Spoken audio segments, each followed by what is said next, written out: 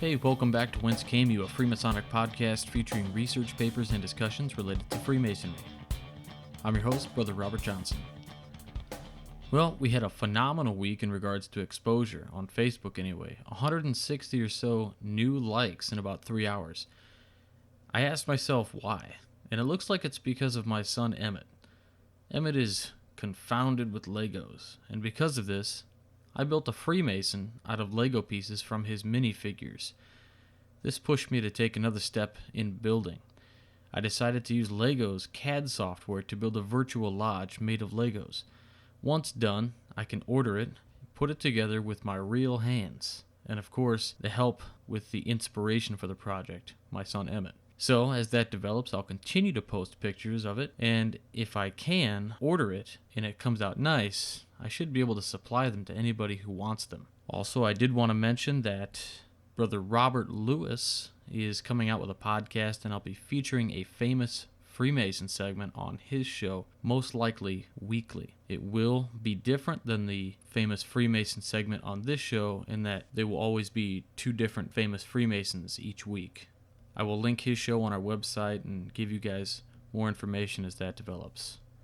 The first piece I have for everyone is the second part of an article published last month in Knight Templar magazine, an encapsulated history of cryptic masonry in Europe and the United States, Part 2 by Richard W. Van Doren, continued from the February 2013 issue.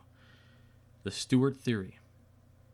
The known history of the Cryptic Rite begins to emerge in the 18th century. Some have contended that it is Scottish in origin, having a definite connection to the Stuart dynasty, with the ritual having a hidden meaning associated with Bonnie Prince Charles and his attempts to restore the crown to his family.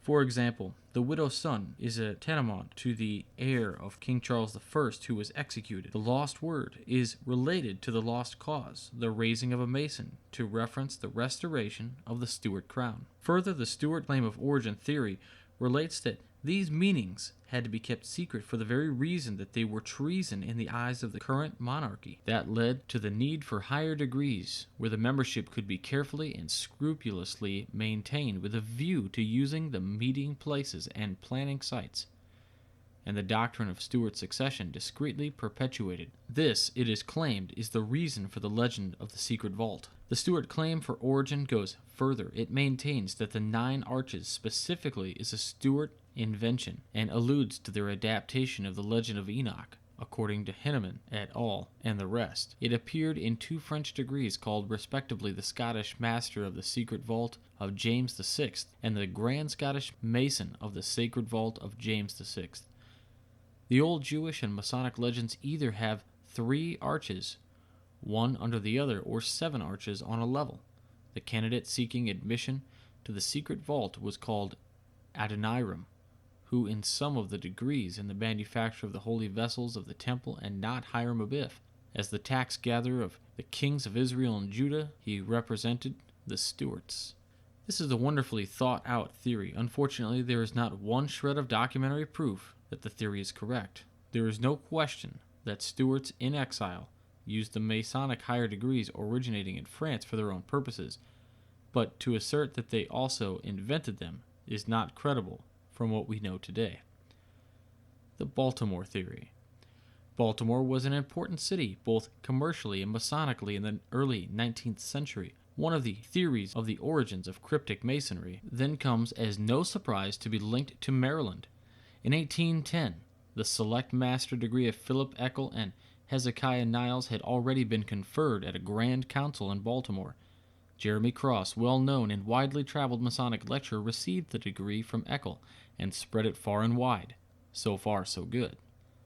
But it gets more murky and tangled when one tries to include or connect the Royal Master degree with that of the Select Master.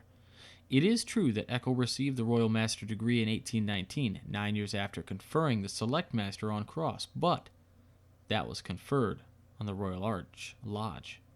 Folger had said that it was actually Jeremy Cross who put them together in either 1818 or 1823. It would seem that if that were true, it would be in the latter time frame, as that was after he had inherited the Masonic publishing mantle from Thomas Smith Webb in 1819. Those that still adhere to the Baltimore theory, however, have one troublesome detail that has come to light. That stubborn fact is that we now know that Eccles received the Select Master degree from a man named Henry Williams, a past master of a lodge in Charleston, South Carolina, later to be founding master of a lodge in Baltimore. Williams, it seems, was a Scottish Rite Inspector General from Europe, and it was his power which permitted him to bestow the Select Master degree on Eccles in Baltimore in March of 1792. This leads us to the Scottish Rite theory. Without going into a great deal of detail about the origins of the ancient and accepted Scottish Rite, suffice it to say that it was founded in France and that it immigrated to the United States by way of several individuals, the most prominent being Stephen Morin, 1761, in the Caribbean, and thence to Charleston, South Carolina, etc. Part of the early Rite of Perfection, 25 degrees, was the 5th degree, termed Knight of the Eagle or Select Master. Morin and his successors, Franken, Charleston, 1762, and Albany, New York, 1767, and Moses Hayes of Boston, 1768, were early proponents of not only the AASR, but also of the Cryptic degrees. According to Hinman and the rest, shortly after the organization of the Supreme Council AASR in Charleston in 1802, they issued a manifesto outlining the degrees to which they claimed jurisdiction. It stated, quote, "Most of the inspectors are in possession of a number of detached degrees given in different parts of the world, and which they generally communicate free of expense to those brethren who are high enough to understand them, such as Select Mason of 27. Such, in brief, in the Scottish Rite claim to the origin and control over the Cryptic degrees. It is supported by the fact that their members, some of whom were inspectors, actually did confer the degrees, and in every instance the first record of conferring of either the Royal Master or the Select Master degrees indicates that it was conferred by a member of the Rite of Perfection." End quote.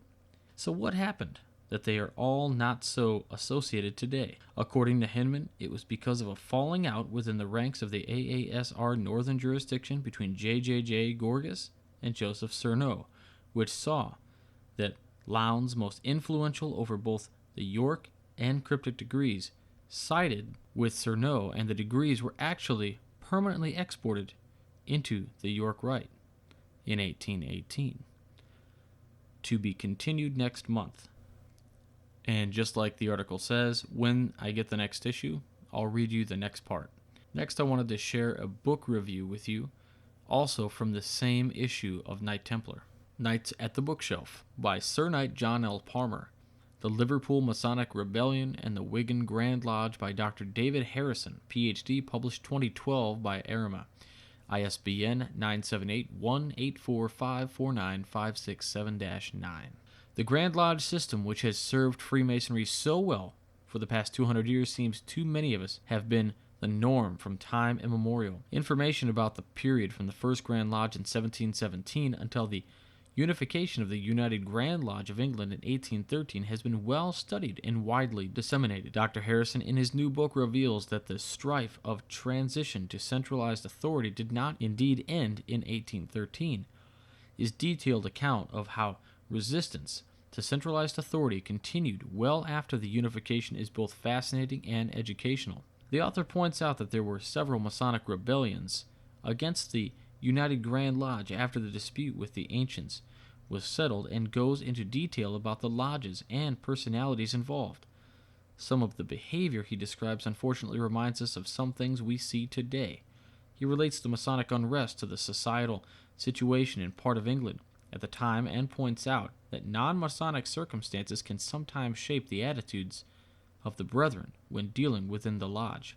As usual, Dr. Harrison unfolds in a minute detail the characters and events involved in the rebellion. I recommend this book to anyone interested in the transitions the craft has been through and what these lessons hold for the future, as he who ignores history is often doomed to repeat it.